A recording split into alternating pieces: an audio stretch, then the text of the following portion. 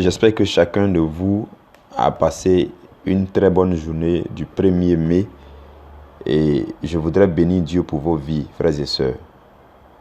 Soyez salués au nom du Seigneur Jésus-Christ de là où vous vous trouvez. Je bénis Dieu qui nous rassemble. Je bénis Dieu qui nous aime. Le Seigneur nous aime tellement qu'il nous rassemble afin de nous éduquer, afin de nous parler, afin de nous instruire.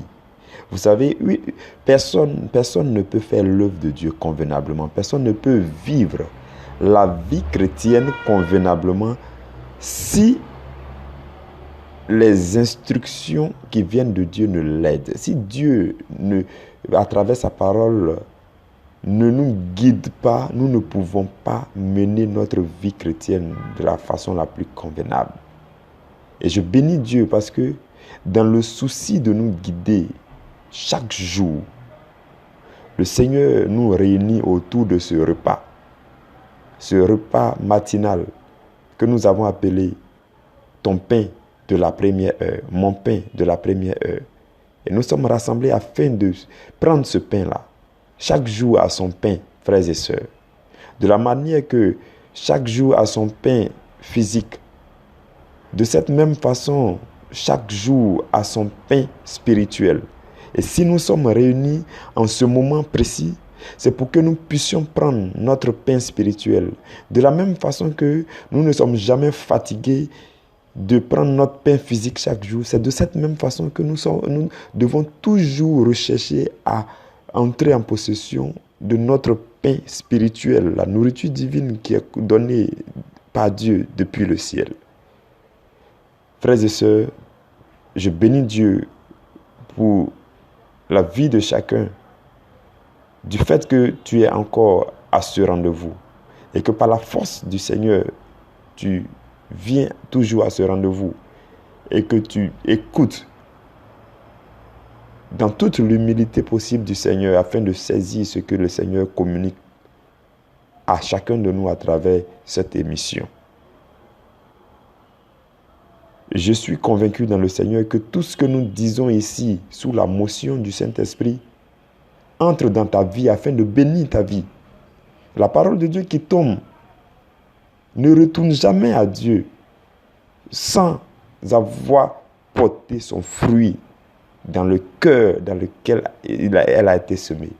Et je suis convaincu que tout ce que vous entendez ici produira quelque chose dans votre vie, quelque chose de formidable, d'extraordinaire aux yeux du monde.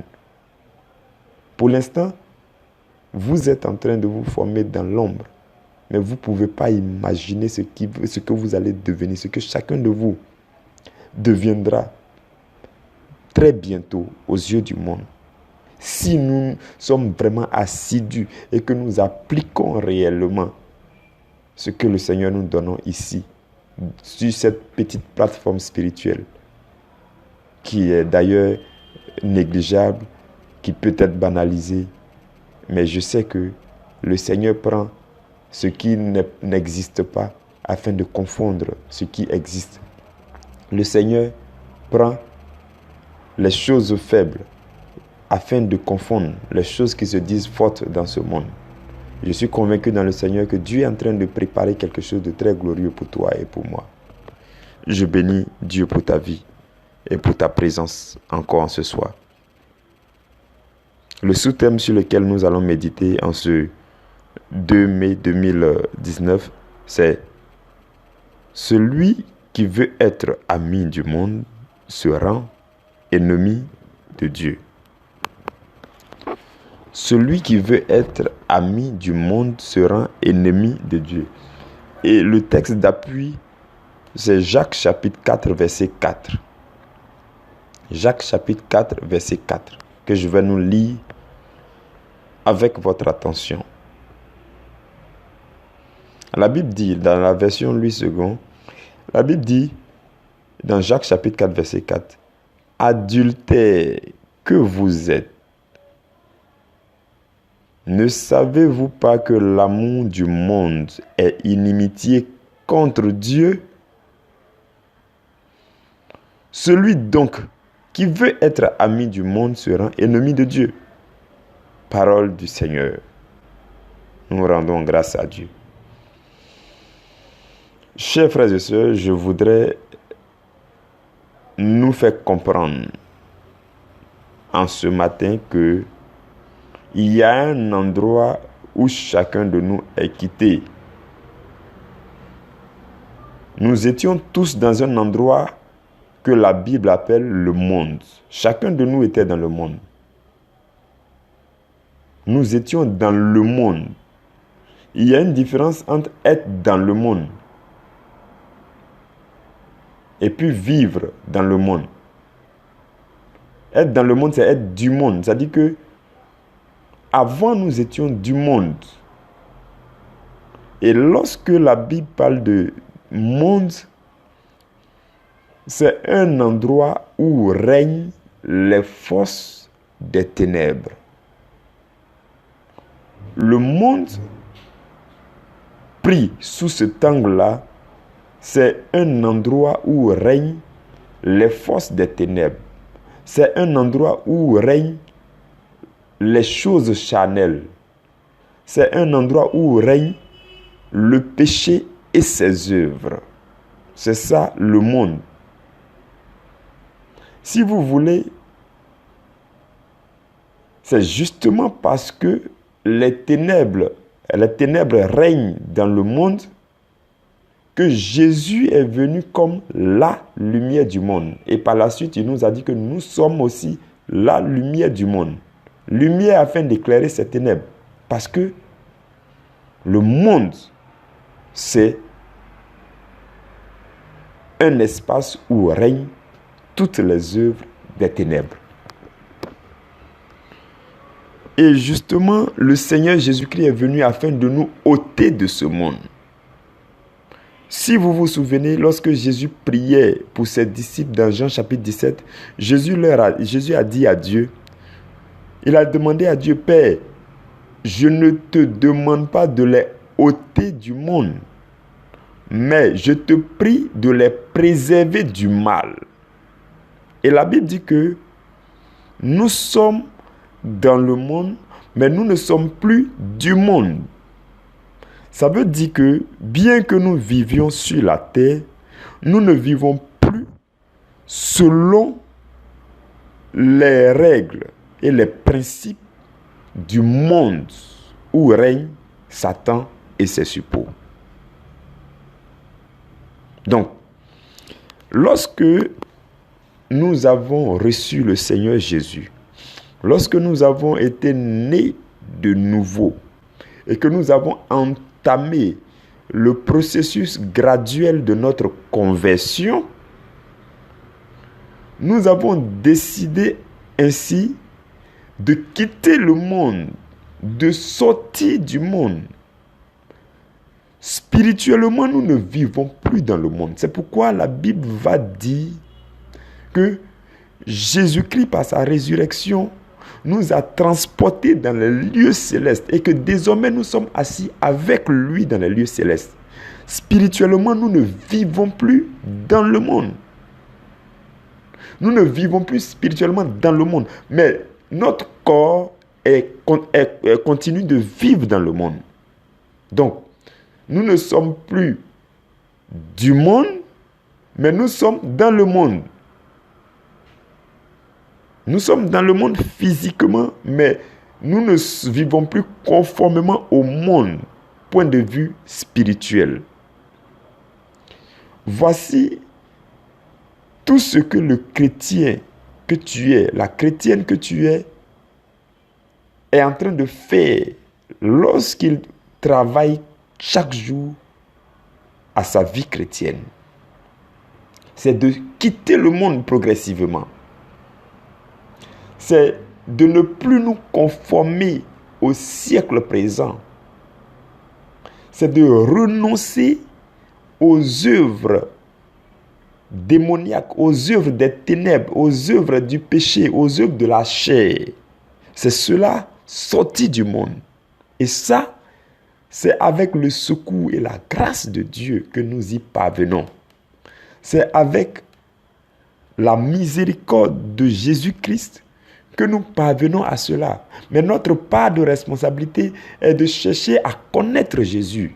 chercher à découvrir Jésus dans sa parole. Et lorsque nous découvrons Jésus au fur et à mesure, nous recevons de lui une force qui nous permet de sortir de plus en plus du monde. Frères et sœurs, voici le travail que fait le chrétien quotidiennement. Et si nous sommes dans cet élan, l'élan qui consiste à sortir du monde, si nous nous sommes lancés dans cet élan, Saint Paul dit, je me lance vers l'avant, oubliant tout ce qui est en arrière. Je me lance vers l'avant. C'est Paul qui le dit. Il dit, il oublie tout ce qui est en arrière. Et il court tout droit vers le but afin de saisir le prix de la vocation céleste en Jésus-Christ. Donc, oubliant tout ce qui est dans le monde, oubliant tout ce que nous étions dans le monde, oubliant toutes les œuvres du monde qui s'imposaient à notre vie, oubliant toutes les suggestions apparemment alléchantes du diable qui venaient à nous, de quelque manière que ce soit. Laissant toutes ces choses en arrière, nous devons évoluer vers l'avant. Et évoluer vers l'avant, c'est sortir du monde. Frères et sœurs, si nous sommes dans cet élan, il ne serait pas encore question que nous revenions tisser une nouvelle amitié avec ce monde. Et c'est ça le but de notre causerie de ce matin. Si nous avons décidé de sortir du monde, ce n'est pas pour revenir tisser une autre relation, un autre lien avec ce monde. Et c'est pour cela que Jacques va attirer notre attention pour dire que si nous le faisons, nous sommes des adultères. Si une femme a décidé de se faire épouser par un mari, c'est parce que cette femme ne doit plus entrer dans une autre relation avec un autre homme. Si nous, chrétiens, membres du corps de Christ, qui sommes encore appelés épouses de Jésus-Christ, si nous avons décidé d'appartenir à Jésus, ce n'est pas pour qu'on retourne en arrière, tisser une autre quelconque amitié avec le monde. Sinon, nous serions adultères. C'est pourquoi Jacques commence ce verset en disant « Adultères que vous êtes ». Adultères que nous sommes. Adultère, ça veut dire tu as décidé volontairement d'aller avec Dieu et ensuite tu retournes en arrière pour aller tisser une autre relation avec le monde. C'est ça l'adultère.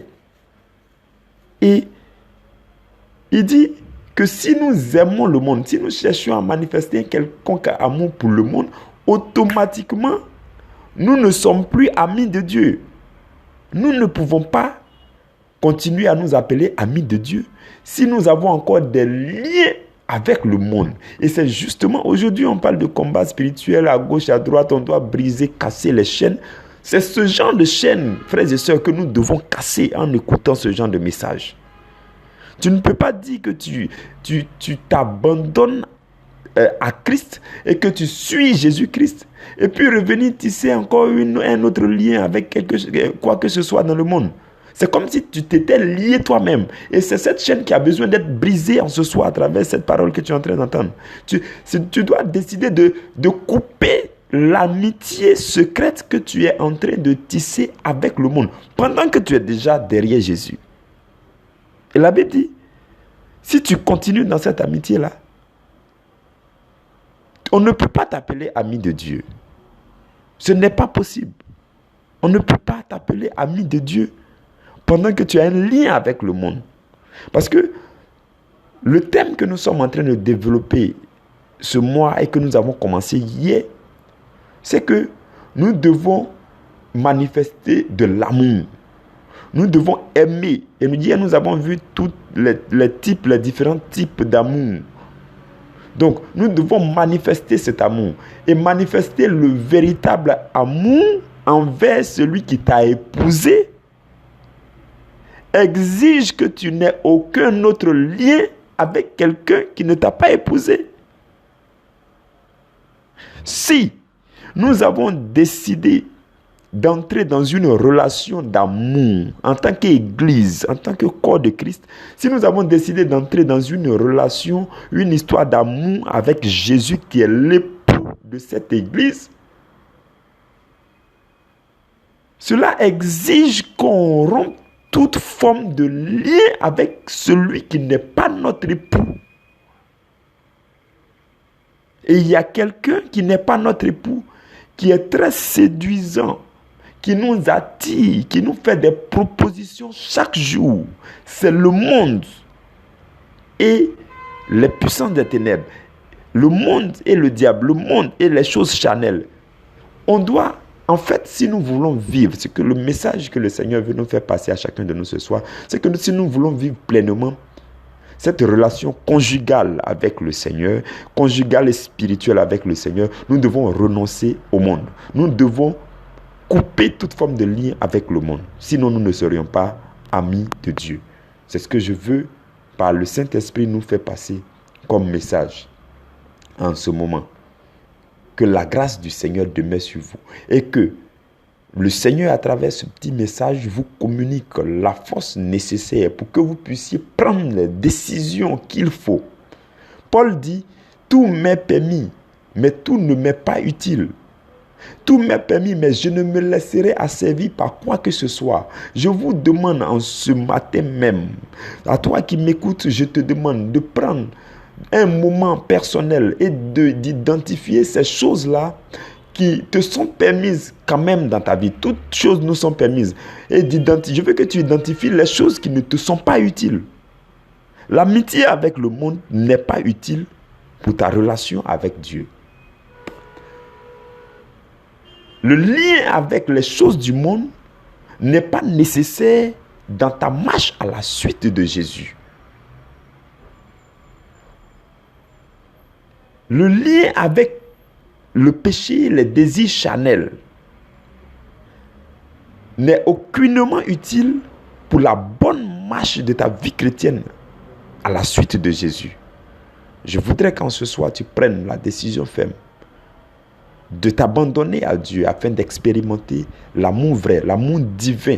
Parce que c'est ce que, par la grâce du Seigneur, nous allons enseigner durant tout ce mois. Et quand tu vas vivre dans l'amour vrai, tu vas voir que toutes choses vont marcher pour toi. Toutes choses, je te le dis. Parce que la Bible dit que Dieu est amour. Donc, tous ceux qui cherchent à manifester l'amour divin, systématiquement, Dieu est pour eux. Et la Bible dit, si Dieu est pour moi, qui sera contre moi? Que la grâce de Dieu repose sur toi. Demeure béni au nom de Jésus. Amen.